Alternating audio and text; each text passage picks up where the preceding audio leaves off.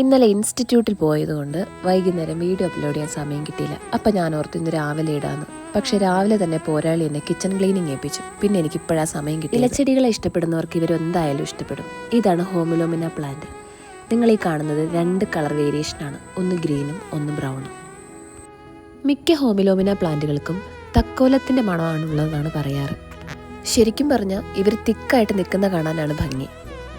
ഈ കാണുന്നതാണ് ഹോമിലോമിനയുടെ ഫ്ലവറിന് പ്രത്യേകിച്ച് വലിയ ഭംഗിയൊന്നുമില്ല.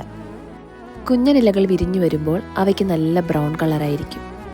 ഇവർക്ക് എപ്പോഴും ബ്രൈറ്റ് ആയിട്ടുള്ള ഇൻഡയറക്റ്റ് ലൈറ്റാണ് ആവശ്യം. ലൈറ്റ് ഒട്ടും ഇല്ലാതെ വന്നാൽ ഇലയുടെ അടിഭാഗം കട്ടി കുറയുകയും മഞ്ഞ നിറത്തിലായി അത് പെട്ടെന്ന് തന്നെ കൊഴിഞ്ഞു പോവുകയും ചെയ്യും. ഈ ചെടിയെ നമുക്ക് വെള്ളത്തിലും വളർത്താൻ പറ്റും. മണ്ണിനടിയിലെ റൈസോമുകളിൽ നിന്നാണ് പുതിയ പ്ലാന്റുകൾ ഉണ്ടാവുന്നത്. ഒരുപാട് വെള്ളം ഒഴിക്കാതെ ഇടയ്ക്കിടയ്ക്ക് ഇലകളിൽ വെള്ളം സ്പ്രേ ചെയ്ത് കൊടുക്കുന്നതാണ് നല്ലത്. അപ്പോൾ ഇഷ്ടമായെങ്കിൽ കമൻറ്റ് ചെയ്യണേ.